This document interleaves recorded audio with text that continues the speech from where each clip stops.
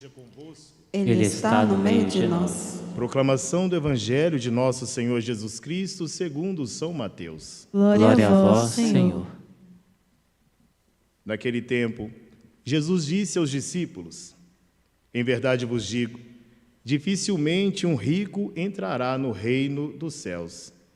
E digo ainda, é mais fácil um camelo entrar pelo buraco de uma agulha do que um rico entrar no reino de Deus.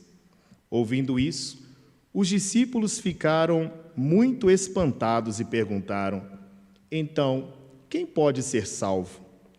Jesus olhou para eles e disse: para os homens isto é impossível, mas para Deus tudo é possível. Pedro tomou a palavra e disse a Jesus: vê, nós deixamos tudo e te seguimos. O que haveremos de receber? Jesus respondeu: em verdade vos digo, quando o mundo for renovado e o Filho do Homem se sentar no trono de sua glória, também vós, que me seguistes, havereis de sentar-vos em 12 tronos, para julgar as 12 tribos de Israel. E todo aquele que tiver deixado casas, irmãos, irmãs, pai, mãe, filhos, campos, por causa do meu nome, receberá 100 vezes mais e terá como herança a vida eterna. Muitos que agora são os primeiros serão os últimos, e muitos que agora são os últimos serão os primeiros. Palavra da salvação. Glória a vós, Senhor. Que pelas palavras do Santo Evangelho sejam perdoados os nossos pecados. Amém. Amém. Queridos, convido a sentar por um momento. Quero cumprimentar mais uma vez vocês que se encontram aqui na Casa da Mãe de Piedade, casa de clemência e bondade. Mais uma vez, o Frei Paulo, que também é padre da cidade de Tefé, lá no Amazonas, está aqui conosco, visitando as terras mineiras, aproveitando para mandar também um abraço para sua mãe Herotilde, que está lá em Tefé. Para amigos também em Candeias, da Bahia, por onde ele passou, o seu Carlos Roque, que nós tivemos a oportunidade de conhecê-lo. Também Carlos deixa um abraço para toda a cidade que é, os seus pais que lá estão. Quero cumprimentar também os meus pais da cidade de João Molevade, meus amigos de lá, todos aqueles que nós trazemos na intenção dessa Santa Missa, em que recordamos a memória de São Bernardo Claraval. Nós ouvimos uma liturgia que nos chama a atenção para a nossa conduta em relação às riquezas que nós podemos acumular. Quando ouvimos o Evangelho, que é uma continuidade do Evangelho de ontem, quando aquele jovem rico que observava o mandamento, mas quando foi interpelado por Cristo a deixar tudo e seguir, sentiu tristeza no coração, porque era muito apegado a tudo aquilo que tinha, não conseguia fazer esse passo na fé. E o Evangelho de hoje é a continuidade desse diálogo. E Jesus, entristecido, também dizia: é muito difícil um rico entrar no reino dos céus. Mas quando nós ouvimos esse Evangelho, não podemos cair na tentação de pensarmos que todos aqueles que acumulam riquezas têm a sua condenação já decretada, de forma alguma. O que o Senhor chama a nossa atenção é que as riquezas desse mundo não podem sobrepor a nossa relação para com Ele. Dizer que se nós sabemos administrar os bens temporais, acumular sem explorar do outro, sem fazer com que o outro seja penalizado, mas sabermos usar aquilo que nós temos em favor de um mundo melhor, não há problema algum nas riquezas materiais. A forma como nós lidamos com esses bens temporais que pode nos comprometer. A exemplo, temos o que ouvimos na primeira leitura, o príncipe da cidade de Tiro, que estava sentado no seu trono, se vangloriando de suas riquezas, se sentindo um Deus, pensando: quem pode contra mim? Eu tenho tudo. Eu tenho esse reino aos meus pés. Essa cidade era uma cidade de Jerusalém, era uma cidade aliada a Jerusalém para aqueles tempos. Quando Jerusalém entra em ruína, devido aos reis que não se comportaram segundo o coração de Deus, ela entra em ruína. As cidades que eram aliadas também vivem a sua soberba, e o exemplo que nós temos da liturgia de hoje é a cidade de Tiro, com o seu rei soberbo.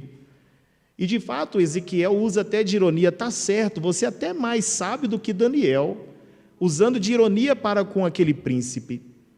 E o final que ouvimos foi dizer que ele morreria como os ímpios, ou seja, longe de Deus, porque o seu coração já vivia distanciado de Deus. O Senhor, Ele deseja com que nós estabeleçamos uma relação de proximidade com Ele.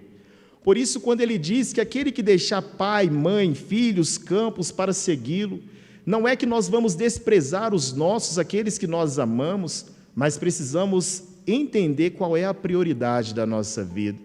E a prioridade tem que ser Jesus Cristo. Ele é o modelo para o qual nós nos relacionaremos com os outros com os quais Ele nos deu a graça de conviver.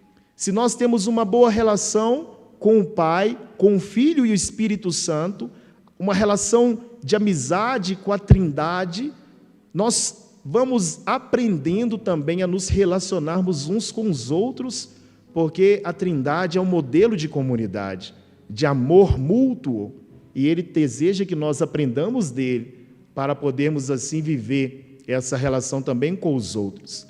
Não termos medo de dizer para as pessoas qual é a nossa prioridade, de, além de dizer, vivenciar a nossa prioridade, que é sermos próximos e amigos de Jesus Cristo.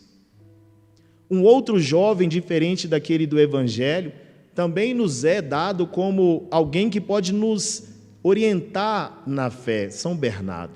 Eu costumo dizer que os santos da nossa igreja, eles precisam ser muito mais vistos como aqueles que nos ajudam como modelos a serem imitados, porque primeiro imitaram a Cristo, do que aqueles que nos trazem favores espirituais.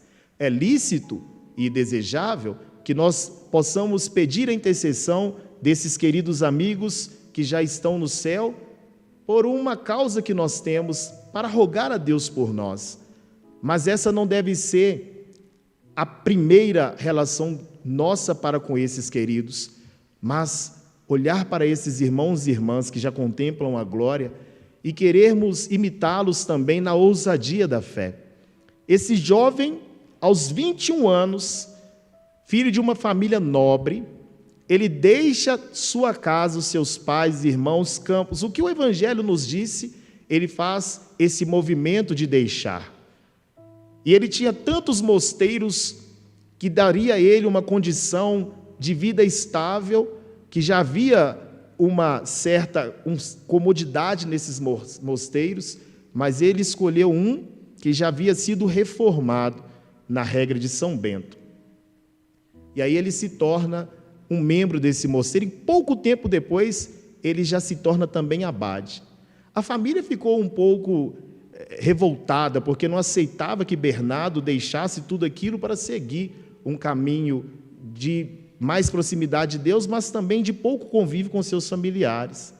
E quando os seus irmãos e amigos foram até o mosteiro para poder demover dele, tirar da cabeça dele essa ideia de continuar sendo monge, o que aconteceu foi que 4 irmãos de São Bernardo, 4 irmãos de sangue, e 25 amigos, ao invés de tirá-lo, entraram no mosteiro e também se tornaram monges, tanto que dizem a tradição que as mulheres nem queriam que os seus esposos fossem escutar as pregações de São Bernardo, porque ele era tão convincente no amor a Jesus Cristo que ele convencia aqueles homens também a seguir um caminho, e as mulheres: não, vocês não vão na pregação de Bernardo, porque vocês vão embora e nós vamos ficar aqui sozinhas. Ele, de fato, é um doutor na igreja, que escreveu belíssimos poemas à Virgem Maria, tanto que é conhecido como o doutor melífluo, o doutor de canções, poemas como Mel Doces. É dele uma frase célebre que eu até consultei o seminarista Carlos, que é mais piedoso do que eu, para me ajudar a recordar, né? Olha, Carlos, e ele disse: não, padre, é isso mesmo, essa frase é dele. Então eu vou citar porque ele me confirmou, né? É dele uma frase célebre que diz que Deus juntou todas as águas do mundo e chamou de mar. e todas as graças ele chamou de Maria. De tão apaixonado que São Bernardo de Claraval era pela Virgem Santíssima, a Nossa Senhora, aqui conhecida no título de Nossa Senhora da Piedade. Que a exemplo de São Bernardo, possamos também nós termos coragem de dar um passo em direção àquele que nos ama, de entender o que o salmista disse, e ele soube entender isso com muita maestria, que é Deus quem tira a vida e é Ele também quem faz viver. Ele viveu em função da graça de Deus em sua vida. Queridos, para nós é impossível por nossas forças alcançarmos ou darmos passos, mas para Deus nada é impossível, tudo é possível, Jesus disse. Por isso, confiemos na graça do Senhor em nossas vidas. Ainda que a nossa fé seja uma fé imatura, uma fé de criança, mas se nós pedimos a Deus, eu creio, mas aumenta a minha fé, como São Tomé também um dia disse, é uma profissão de fé belíssima, e que nós repetimos isso em nosso coração, talvez até de forma velada. Eu creio, mas aumenta a minha fé. Ele é capaz de nos dar, sim, o dom de aumentar, porque a fé é um dom. É Ele quem nos concede para nos relacionarmos com Ele. Mas precisamos alimentar esse dom. E aqui essa casa de clemência e bondade nos dá muitas condições para que esse dom seja experimentado e alimentado. As santas missas aqui celebradas, o terço da Mãe da Piedade, o terço ao redor da Mãe, tantas outras oportunidades de rezar, assim como paróquias que nós temos aqui na Arquidiocese e em tantos lugares do mundo que celebram esse Deus vivo, nos dando a condição de alimentar a nossa fé. Que possamos realmente pedir a Deus que nos dê essa graça, de assim como tantos outros santos. E cumprimento por fim a paróquia Santa Dulce dos Pobres, que na última terça-feira, dia 13, celebrou o dia da padroeira, a primeira santa genuinamente brasileira, o anjo bom do Brasil, que também soube fazer uma entrega de vida e soube viver para o outro. Que, a exemplo do Evangelho, que nós possamos ter o nosso coração em retidão, independente da quantidade que temos nas nossas contas bancárias. Não mudemos o nosso jeito de relacionar com Deus e nem a forma de nos relacionarmos com o outro, pensando que os nossos recursos materiais garantem-nos alegria e segurança nesta vida. Que Deus seja o nosso amparo, que seja Ele a nossa segurança, ainda que tenhamos toda a fortuna do mundo, mas se Ele não for a nossa riqueza, de nada vale. Mas se nós tivermos as nossas contas abarrotadas, se Ele estiver conosco, nós contrariaremos aquele ditado antigo que Ele mesmo citou. Um camelo pode passar pela agulha, mas um rico, temente a Deus, é capaz de entrar no reino do céu. Um rico que, mesmo com suas riquezas, não se deixa levar, não muda o seu caráter e não muda o seu jeito de relacionar com o outro e vê o outro como uma imagem e semelhança de Deus, esse também entra no reino do céu. Porque tem muito pobre, orgulhoso, prepotente, que não tem talvez dinheiro, mas que tem muito orgulho e vaidade.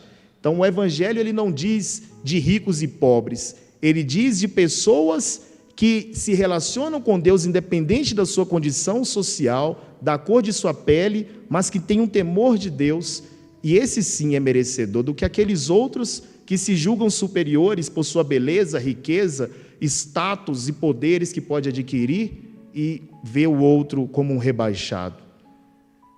Que tudo aquilo que o Senhor nos der que seja para a honra e glória dele, e que possamos reconhecer e buscar um caminho de santidade, de retidão, e por intercessão de São Bernardo, que possamos também cantar louvores a Deus através da Virgem Maria.